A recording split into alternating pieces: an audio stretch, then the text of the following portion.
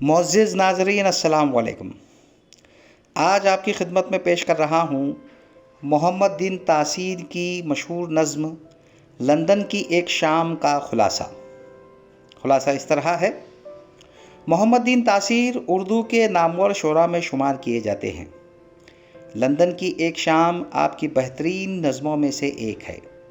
یہ آزاد نظم ہے۔ اس نظم میں شاعر نے لندن کی ایک شام کا ذکر کیا ہے۔ شاعر نے لندن کا سفر 2 مرتبہ کیا۔ پہلی مرتبہ جب اس نے سفر کیا تو اس وقت ہندوستان انگریزوں کا غلام تھا۔ اس وقت شاعر نے غلام کی حیثیت سے سفر کیا تھا۔ دوسری مرتبہ شاعر نے آزاد ہندوستانی کی حیثیت سے سفر کیا۔ اس نے ایک ہی منظر کے 2 الگ الگ روپ کو بڑی حسن و خوبی سے بیان کیا ہے۔ یہ نظم 2 حصوں پر مشتمل ہے۔ پہلے حصے میں شاعر نے لندن کی قدرتی مناظر کی جیتی جاگتی تصویر کھینچی ہے۔ شاعر لکھتا ہے کہ راستے دور دور تک پھیلے ہوئے ہیں، عورتوں اور مردوں کا ہجوم ہے، اونچے اونچے پہاڑ ہیں، پہاڑوں پر برف پھیلی ہوئی ہے، جس کی وجہ سے سارے پہاڑ سفید نظر آ رہے ہیں۔ ایسا لگتا ہے جیسے یہ برف ہی کے پہاڑ ہیں۔ برفیلے پہاڑوں کے اس منظر کو دیکھ کر شاعر یوں محسوس کرتا ہے گویا سروں کے اوپر سے ندیاں بہہ رہی ہیں۔ ایسے دلکش و دل فریب منظر میں لندن کی عوام چین و سکون کی زندگی گزار رہی ہے۔ یہاں کی عوام بے فکر ہے۔ شام کے اس حسین منظر میں محبت کا خدا ایروس جھلملا رہا ہے۔ اس کے ہاتھ میں تیر و کمان ہے، کمان تنی ہوئی ہے، اس نے نشانہ باندھ رکھا ہے۔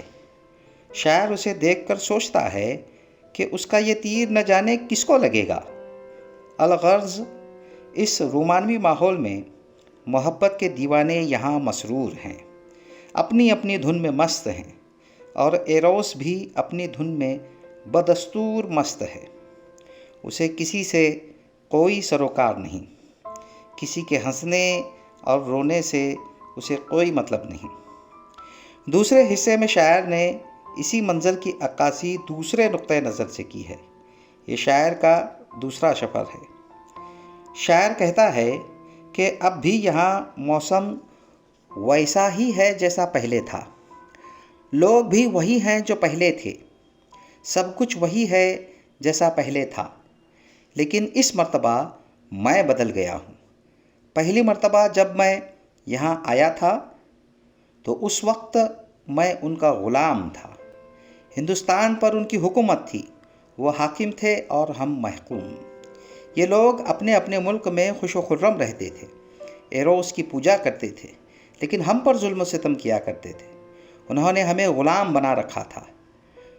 ساری خوشیاں، ساری مسرتیں ان کے حصے میں تھیں۔ ہم اپنے ملک میں مجبور تھے، پریشان تھے، عیش و عشرت سے کوسوں دور تھے۔ ہماری زندگی میں چین و سکون و محبت کا نام و نشان تک نہ تھا۔ ہم جد و جہد میں مبتلا تھے، لیکن اب ہم آزاد ہیں۔ اب میں آزاد ہوں اور دوبارہ یہاں آیا ہوں۔ وہی مقام ہے لیکن وہی مقام نہیں، وہی مقام ہے لیکن وہی مقام نہیں۔ یہ شام تو ہے مگر وہ سنہری شام نہیں، وہ روب داب نہیں ہے، وہ دھوم دھام نہیں۔ وہ میں نہیں ہوں کہ ان کا میں اب غلام نہیں، وہ میں نہیں ہوں کہ ان کا میں اب غلام نہیں۔ اس لیے اب مجھ پر ان کی تہذیب و تمدن کا کوئی اثر نہیں ہوتا۔ اب میں ان کی ظاہری چمک دمک سے متاثر نہیں ہوتا، کیونکہ ہم نے انہیں شکست دی ہے۔ اس طرح شاعر نے اپنے دلی جذبات کی ترجمانی کی ہے۔ شاعر کو اپنے وطن سے محبت ہے۔ شاعر ایک بیدار انسان ہے۔ اسے یہ محسوس ہوتا ہے کہ انگریز اپنے ملک میں محبت کے خدا کی عبادت کرتے ہیں اور دوسرے ممالک میں نفرت کا ماحول پھیلاتے ہیں۔ انہیں لوگوں کے دکھ درد، آنسو و خوشی سے کوئی سروکار نہیں۔ وہ ایروس کی طرح تیر تان کر مسکراتے ہیں۔